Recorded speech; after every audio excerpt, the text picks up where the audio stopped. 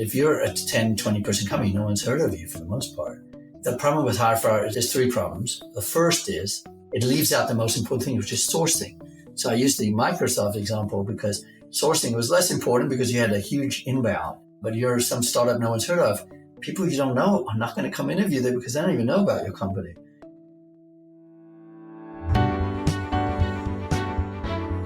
You are listening to The Sure Shot Entrepreneur, a podcast for founders with ambitious ideas. Venture capital investors and other early believers tell you relatable, insightful, and authentic stories to help you realize your vision. Welcome to The Sure Shot Entrepreneur. In this episode, my guest is Steven Lurie. Steven is the founder of TeamBuilder Ventures, a Silicon Valley-based venture capital firm to help founders build world-class teams. Steven was a member of Zynga's executive staff from the early days of the company through IPO. He also helped build Zynga's team in Bangalore. Steven, welcome to the Sure Shot Entrepreneur. Good, thank you, Gopi. Pleasure to be here. Tell us about yourself. What brought you to venture capital? Sure. The way I got into venture was through an operating background. In the early 90s, I was a product manager in product management at Microsoft in Seattle. It was a real heyday of the company, run by Bill Gates, and it was an exciting time to be there. I was there for 6 years and moved in 99 to San Francisco for a .com startup. Exited 7 years later as Ingenio. It's one of the few successful startups from that year. And I had a variety of roles in product and ended up managing a whole bunch of different teams. And then I tried to start a few things. I was entrepreneur in residence at a venture fund, and then I went to Zynga as an early executive, as the first head of mobile when the iPhone was new.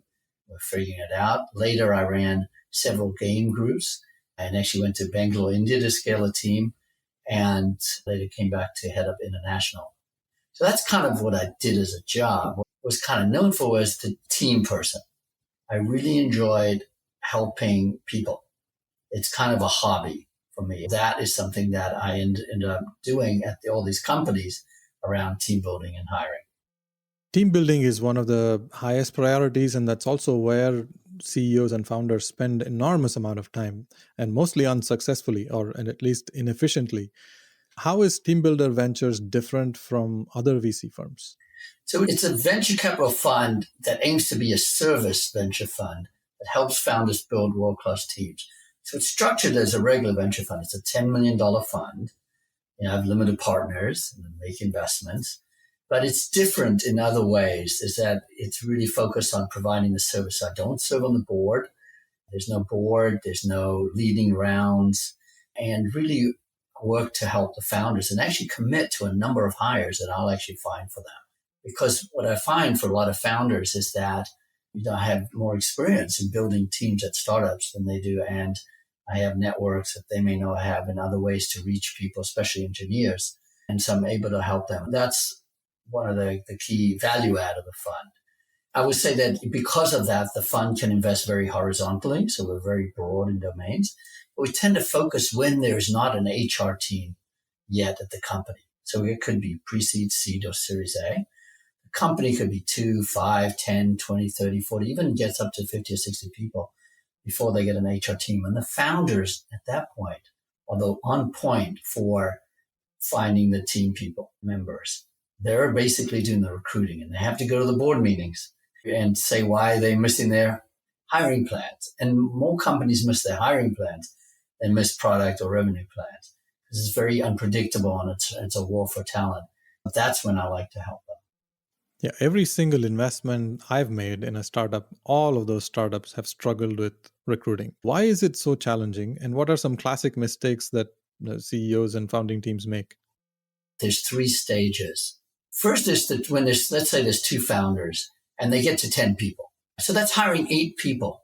Product is probably not developed. It's a 5-person company hiring 2 more people or whatever to get to 10 people. And it's hard, but not that hard. Like as a founder, each of you should be able to bring in 4 people that you've known or worked with or somehow kind of scrambled to pull together. At that point, though, what happens is you enter the second phase, and that's a really brutal phase. And that is when you're about 10 people, a lot of the founders run out of people they know. And also they get busier because maybe the product launches or they raise a Series A and now they have a board or a more formal board or a larger board than they had before. When they get to maybe 50, 60 people, they hire some HR people, maybe even a head of HR, and they can hand it off.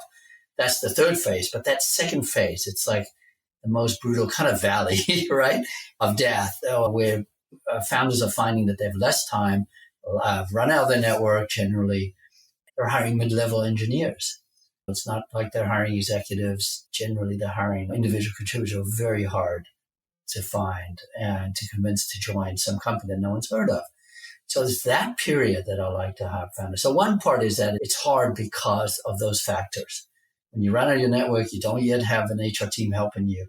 You're on your own, and it's hard to get third-party recruiters at that point because they get paid on the percentage of the salary of the person. So if it's a mid-level engineer, the salary is going to be decent, but probably not as high as an executive. Also, it's much harder for them to find and convince people to join some company they've never heard of. Second reason it's hard is that the mindset is that the product is often the main focus of a company, as it should be. What they realize is that very quickly, product and the company building, so the company as a product, really have to be on equal footing. Because if you're going to start scaling beyond just a couple of people, you have to build a company. And it's not just product, but you always have to be recruiting. I tell founders, don't always hire. Be very careful hiring, but always be recruiting. And I think a lot of founders think of it like finding office space. It's something that they have to do at one time, like let's do it, let's move, and then move on. They'll often approach it like that. I've got to find this engineer. Let's put a focus on it. Let's try to get it done so I can get back to the real work is how they see it, like building the product or serving customers. What you realize is that it's constant. So they got to treat it like product. They have to product manage, team building. You need owners, you need processes, and it has to be something you do every day. I tell founders you should be spending 1 hour a day per open rec, at least. And that could be updating job descriptions, reaching out to your network. It's something that you do every day. You should report on it at your weekly meetings. How many referrals you got? How many people did you interview? How many did you follow up with? It's not something you just sort of do on the side. It has to be sort of that equal. So I think it's both the challenge of the market and the stage they're in, but also the mindset. For a lot of them, they don't have the processes they do around the product. They don't have the rigor, the owners, and the metrics. And if they start thinking about it like a product, that often helps a lot. The earliest stages, when it's just the founders and a few employees, when they recruit at that time, they usually tap into their network and they each can bring in 2 to 4 people into the company. But when they reach the point of 10 to 15 employees, that's when recruitment becomes a necessary skill that the CEOs have to learn. And I've noticed that successful companies have good CEOs who really focus on that. I think that's what you're referring to, and how to do that is a trick that you can help them with. Yeah, well, I give a talk, and I like to give advice on it to everybody. The TeamBuilder Ventures essentially runs a free recruiting firm that's only for the portfolio companies, right? The reason it actually can beat other recruiting firms is that a lot of engineers don't want to talk to recruiters, even founders, because they're always getting inbound, like on LinkedIn, but they very rarely hear from a venture capitalist. So that's part of what I offer is TeamBuilder Ventures, both advice and recruiting. But on the advice part, what I tell them is you've got to do it, like I said, product management, and it really should be every part of it. You can break it down into 3 basic parts. One is source. You have to source. You got to get people you don't know to come interview at your company. Number 2 is you got to interview them. And 3 is you got to onboard them well so that they become productive and retain.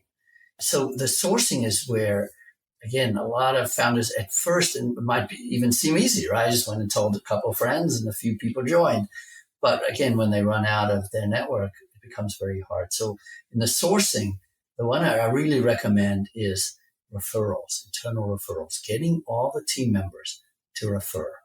So when you have 10 people in your company and you're about to double, let's say you're doubling to 20 in a year, all you have to do is each person has to get one person hired from the network. It's totally doable. And even the most introverted engineers or whatever, they can do it. They have people they went to school with, people they grew up with. They should be passionate about the company. They should be able to tell the story in a convincing way, but they don't. But a lot of times is that especially engineers, see networking and all that kind of stuff, or referring people as both networking, kind of an evil word, and a waste of time, or just they're giving something to the company. And what I try to coach founders or get them to understand is that you got to teach each other people that it's a skill that they're learning. They're not giving you the time. You're actually giving them an opportunity to practice team building, because later they'll be leading teams, leading companies, or if they're not, it's very good to be able to attract talent so they can practice. Once people start seeing it as a skill development, not a favor they're doing to you, then it's very important. That's a key thing to do, because people get job satisfaction from having a purpose at work, but the best purpose that they have is to advance their own career and to grow. And if you can show that they can grow this way. So that's something I've worked with people. The other one is interview. You'd be shocked at how lackadaisical the interview processes are at startups. I mean, I've had instances where people show up and then, for an interview and the person's not there. It's happened to me at a startup. A person went to ski in Tahoe and didn't tell me, and I drove down there for the interview. So I tell people, product manager, design it. You can do it in 30 minutes in a whiteboard, a meeting with the interview team. How are you going to interview people? What's the first 5 minutes of the interview experience? How about having a greeter there? How about giving them material about your company? How about giving them a schedule? Telling them when you're going to follow up with them. Also training the people who are going to interview. It doesn't take a lot of training. We just practice some questions you're going to have. What are you looking for and get alignment, and just have an interview process that is a branding experience for your company, that makes your company look good. It makes you look like you have your act together. And companies get tired. The first 5 people they interview for a role, but sometimes they end up interviewing 30, 40 people, and they just get tired, and it becomes balls start dropping. And then there's onboarding, where you want to make people feel successful in the first week or 2 by giving them projects they can succeed on and show that publicly. So anyway, those are the 3 areas where I coach founders, that they can do 1 or 2 key things differently, and they'll be way ahead of the rest of the crowd.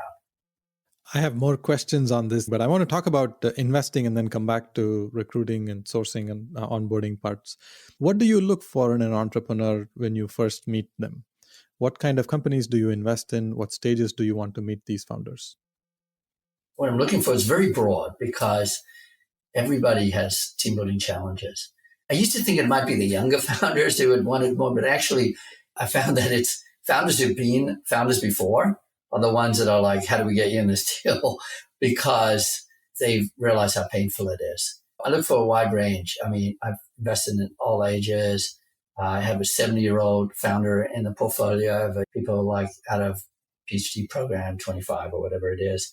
So very open on age, very open on, I'm an immigrant myself. So I have a lot of immigrant investors, a lot of women founders and executives, higher percentage minority than common, just given being an immigrant myself and just that kind of stuff. I will say that it's very broad, consumer enterprise, hardware, software, anything that can give a kind of return. I've got biotech in there, I've got mostly software and hardware.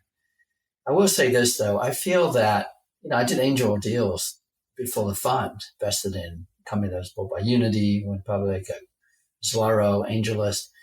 And back then, it was hard to fundraise. There weren't that many companies in this space. But now it's the opposite. And there's a lot of support and encouragement, whether it's classes at Stanford and Berkeley and things like that, on how to do startups, or to accelerators, and to a bunch of seed funds and active angels and rolling funds on AngelList and all that. So if there's an idea, there tends to be lots of companies in that space. And if you're investing before they have an HR team, is when they need the help the most, it's early stage. It's very hard that. So I tend to look for less crowded spaces, which tends to be more technical founders. I can give a few examples if you want, but the last 2 deals that I've done have come out of labs of professors. One at University of California, San Francisco, it's a biotech one, and the other out of University of Washington, MIT PhD professor there, came out of their labs. So those are deals I like a lot. The bottom line is very open. Really, the major kind of filter is that it's generally before they have an HR team. So you're kind of a generalist when it comes to investments, but you're looking for certain types of founding teams. Technical founders are great for you. Well, again, I don't want to close off anything. I've got some great performing companies that have no technical founders. I'm just saying, in this market, when there are tends to be 10, 20 companies in a space. If the product's not that hard to develop, there may be a lot of competitors. So I tend to do that. But I'm open. I'm very open. When you meet founders, what happens in the first few meetings? And when do you say, well, yeah, I want to make an investment? Well, one of the mantras of the fund is I want to be high value add, low impact. So even on the first meetings, I like to give more value than I get. I told you one of my hobbies was helping friends. I've set up 10 marriages. I've been helping friends, career coaching, giving them career coaching advice and finding them jobs for a long time. That's led to this fund because I was doing this anyway as a hobby. I'm very active at Stanford alumni mentoring. And I meet the founder. I try to give them value by often going through the presentation that I give on TeamBuilder so that they can learn some lessons and walk away with some value. But I learn about their business. Then I have a due diligence process that I really try to balance speed with efficiency because you want to respect their time, but also have to do real due diligence. So I get the same materials that the lead gets. That's the first stage. And cap table presentation, financials, and if they have a term sheet. And I can often, a lot of times, make a decision on that. If it goes to the next stage, it's expert review. I bring in experts. I have experts in many areas because we invest so horizontally. And a lot of times the founders want to connect with the experts. I'm only done with the founder consent. I never send materials around. I never talk to people without them knowing. I send them a list. Here's the people. And more times than not, they want to talk to the people because in several cases, there've been people they've wanted to talk to, but haven't been able to reach. And in several, they've invited them to invest as well, that they met through my due diligence process. And the third is always then sync with the lead. Make sure that the lead, how they're thinking about it, how committed they are to it. It's less about the brand name funds.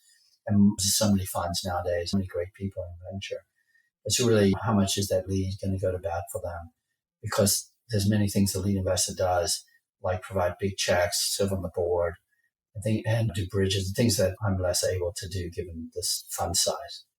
So that's how I like to interact with founders. So what can founders do to make the first few meetings effective? I have the deals. The fund has done 30 deals. We do about 30 in the fund. There's one or two more left in the fund, and then I'll do the next fund. And I did 18 angel deals before that. I would say that most of the deals in the fund were referred by lead investors, which is actually pretty rare because it used to be in the 90s when I was at Keen and Genio, we were fundraising. They would what's called syndicate. They called it another set of eyes. The lead would come in and say, let's get a co-lead. Because there weren't that many venture funds. They seemed like there were about 100, but technically there are probably like 300 now. Now there's 3,000. That's what it would happen. That doesn't happen really anymore. So venture capitalists are not used to sending deals that they're doing. I'm not talking about the next round. They'll love to refer you to invest in the later rounds, but I'm talking about the very same deal that they're doing for the first time. They don't bring in other funds, but I'm a $10 million fund on purpose, and I want to remain that size so that I'm not seen as a threat, right? The check size is a couple hundred K. It's kind of the angel level. So that I'm viewed as like an angel to them. So most of the deals come that way. But then there's some that I meet on my own. I'm pretty active at Stanford. So let me give you an example of each. Tonal was referred, and ever grateful for Rob Coneybear-Shasta. By the way, plug for him. He's amazing. Tim Chang from Mayfield led the seed, who's also amazing. So anyway, Rob referred the deal. We met, and a few months later, he just said, hey, I'm looking at this deal. If you want to look at it, introduced me to the founder. The founder in that case, very technical, master's in electrical engineering, hardware engineer, who in this case actually came from an enterprise background, but this is a consumer app. It's a weight training device that's kind of for the home gym. It's amazing. Very high net promoter score. We have one of the first early ones and we love it. Use it. My wife had never did weight training, now is very active. He had, it was more of a personal experience. He had started going to the gym and was losing weight by weight training and said, hey, well, I have to go to the gym. Why don't I have the gym in a box, essentially, with instruction and all that kind of stuff. It's a little bit like Peloton for cycling. It's like for weight training. Very different, much harder product. And it's an amazing product. So when I met him, he was a very compelling story. Ali Aradi, just a great person. I could tell could be a leader because I want the founders to be the CEOs at exit, at IPO, 1,000-person companies. And Mark Pincus did that at Zynga. And if you look at Jeff Bezos and Bill Gates and, all these kind of great companies, those are the kind of people who Mark Zuckerberg, they're the founder. So I'm very much a founder going all the way. In fact, that's one of the questions I have. Do you want to continue being CEO? And I want them to do it. And I want to help them be successful in team building to get there. So anyway, he was a technical founder. I thought that he could scale. It's a large market, but also I thought the product would be really hard to develop. The competition would be limited. And that's been the case. No one knew the electromagnetic. There's obviously many substitute products. I just met him at a Stanford event. Alumni, they were PhDs, graduates of the PhD program in material science and engineering. And we actually met at a 150-year anniversary event we were doing a mentoring program, actually helping current students. So I met them that way. And again, a great lead, Jeff Clavier from now it's called Uncork, Time Software, but technical founders, but also they really had a compelling vision. Again, I thought they could scale. Andrew Sherman and Tim Burke. Andrew's a real leader, had been a leader in StartX. That part I really like. People who are open to team building help. Large market, great leads. Again, what didn't seem like a very crowded market. They help manufacturing sort of go to the next level. So they have IoT devices in manufacturing plants and then use the data. So it's a heavy software play, even though there's hardware in there. What I thought on both those cases, those companies, but it was all of them, they were very good partners. I got a number of people hired. I had a product at Arch. I got a product manager, many engineers, a Caltech engineer and a Stanford engineer. Tonal got a bunch of engineers and QA and product people hired there because they were just very responsive and they're also compelling. So I send people there, then they become interested because at the time, nobody had heard of Tonal. They hadn't launched. And Arch was doing manufacturing stuff and it was also very early. So I also look for, can these people attract? If I send them people, I spend hours and hours a day recruiting for these companies. It's like tip of the iceberg. They don't even see all this work. It's a ton of work. If I do this, get somebody all excited about a company and send them there, well, can the company carry the ball, or will they drop the ball? And I thought with these founders that they would be, great at team building, and they both have. Oh, this is very interesting. You're giving real life examples here. I am tempted to ask you a controversial question about recruiting. The popular advice that many VCs give to entrepreneurs is that they need to hire slow and fire fast. Do you agree with that? No, I don't. That is one of the platitudes. There's a bunch of these platitudes that people say, like A's hire A's, B's hire B. What does that mean? Everybody thinks they're an A. It's not actionable. The hire slow, fire fast. It's not only that it's not action. People will actually take action on it, but it's the wrong action. Or let's put it this way. It's more nuanced. It's not totally wrong, but there's more nuance to it. So that's one where I'm really that's the one that I really emphasize, even though there's many other platitudes, but most of them are kind of just innocuous, like A's hire A's, B's hire C, whatever. That doesn't mean anything and it sounds good, but it's not actionable. But the hire slow, fire fast actually does damage because people actually act on it in the wrong way. So here's why I think it's wrong. For early stage. Remember, I was at Microsoft at the heyday in the 90s. And I had people who would find me, every which way. This is before LinkedIn even, to try to come and interview there, right? They would just have people just begging to come interview this company at the peak of their power and the top of the heap. But if you're a 10, 20 person company, no one's heard of you for the most part. The problem with hire fire is there's three problems. The first is it leaves out the most important thing, which is sourcing. So I used the Microsoft example because sourcing was less important because you had a huge inbound. But you're some startup no one's heard of.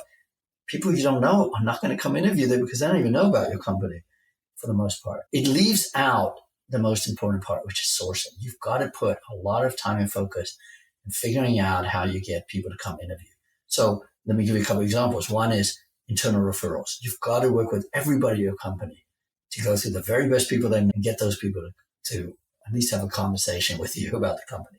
Number two is you got to get creative. I used to what I call non-recruiting events. So when I was for instance, at Bangalore in India with Zynga, we had a nice office space with an auditorium, and Stanford did this recruiting for the business school. I didn't even go to the business school. I was undergrad there. But they, in August, would go around the world, and they wanted to host it somewhere for Bangalore, which was the biggest city for them to do that in India.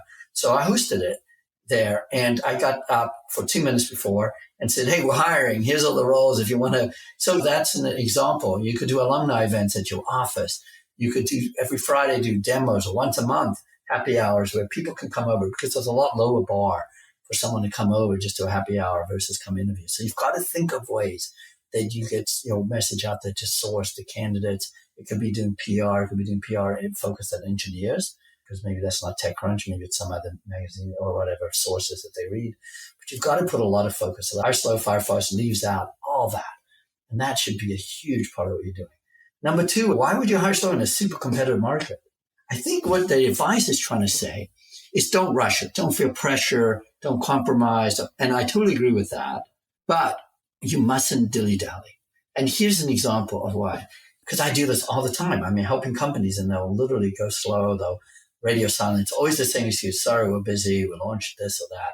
And the candidate will either lose interest or most probably get other offers and take offers. So I'll give you an example. I was helping a company, computer vision engineer. And they had tried a year, and they had gone on LinkedIn and found out, I don't know, close to 100 people that they thought fit what they were looking for. And they were excited. Hey, there's 100 people. Well, it turns out those people were not waiting for this company, which was about 12 people at the time, to contact them. So they ended up only talking to maybe a fifth of those, so 20 people or so. And then, of course, not everybody worked out. I ended up giving 2 offers, and they were all excited after this process, and both those offers got turned down. One of the people went to Waymo, one went somewhere else. They were nowhere, right? So anyway, I invested, started working with them on this hire, and it took me a while. It took several months, not a year, less time. I found a number of people, but somebody I thought was particularly good. I happened to be at the company for lunch. I was nearby, and we stopped in for lunch. And I asked the founder, how's it going with this person? And the founder was like, oh, yeah, next week I'm going to do a phone screen. I'm like, look, this person I think they're getting some interest from other companies. Why don't you just invite him to lunch tomorrow? Just like you had me here, you have lunch provided at your office. And the founder's like, oh, yeah, that's a good idea. I was like, you don't need to, first of all, I screen them, but also, just act on it.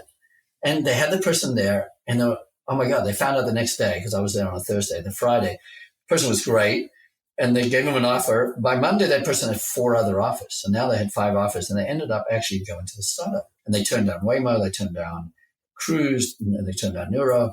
But by the time this founder would have done that phone screen, a week later, this person would have had 4 other offers and would have not been on the market.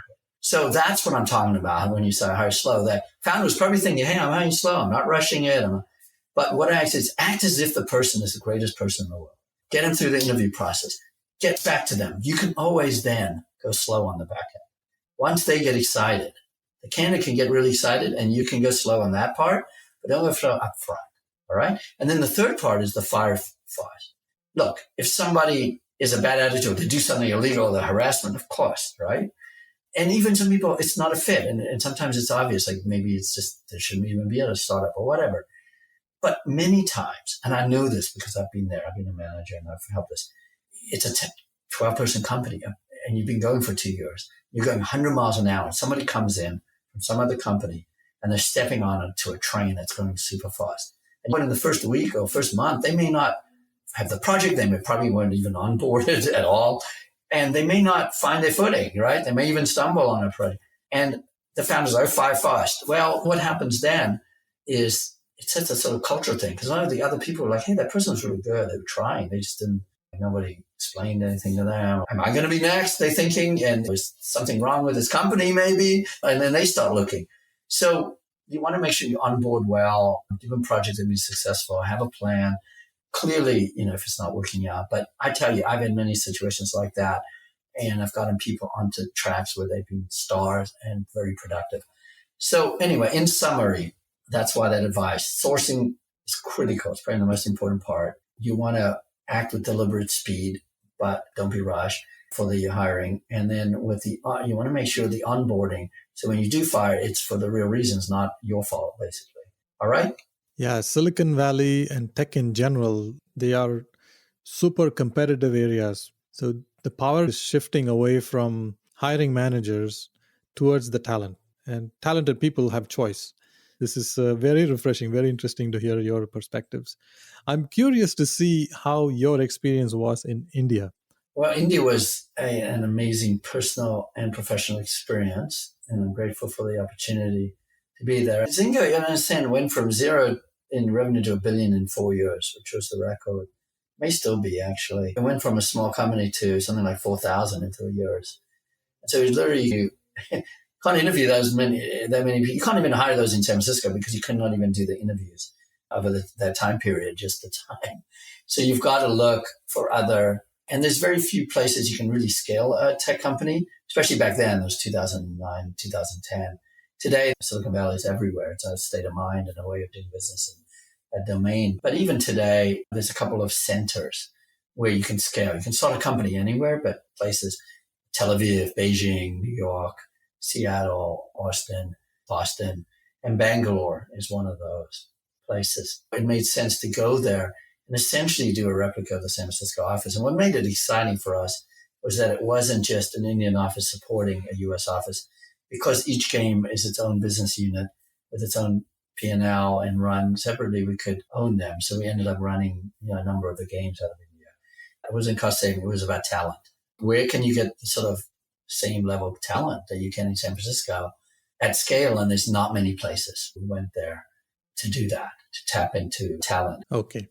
Well, I want to switch to the next segment where I ask you about community involvement. Is there a nonprofit organization you are passionate about, and which one? Yes. Well, I've always been passionate about nonprofits. I have 3 children, and they're 7, 4, and 1 years old. The 7-year-old, when he was 4, a couple of years ago, got cancer, childhood cancer. And University of California, San Francisco was where he was treated. And they saved his life, which is amazing. And there's a organization called Swim Across America that organizes 70 swims around the United States. And it raises money for childhood cancer research. The San Francisco event, which happens in September, benefits the very same doctor that treated our son, the very same center at UCSF. And I had done triathlons and base swims and all that stuff for years, teaming training and other things like that. When I found out about this, I did it. And that's what I do every year. And that's become my focus of fundraising. We also support Camp Okaizu, which is for childhood cancer survivors. Unfortunately, the camp burned down in the fires last summer, so they're looking for donations for that. Make-A-Wish Foundation, which also supported him. So those are kind of the 3 groups that we focus on childhood cancer. Steven, thank you for sharing your personal stories. And thanks a lot for coming to this podcast and sharing a lot of wisdom on recruiting, which is one of the most difficult things for founders. And I look forward to sharing your nuggets of wisdom with the world. Great. Thanks very much. Thanks for your time. Thank you for listening to The Sure Shot Entrepreneur. I hope you enjoyed listening to real-life stories about early believers supporting ambitious entrepreneurs. Please subscribe to the podcast and post a review. Your comments will help other entrepreneurs find this podcast. I look forward to catching you at the next episode.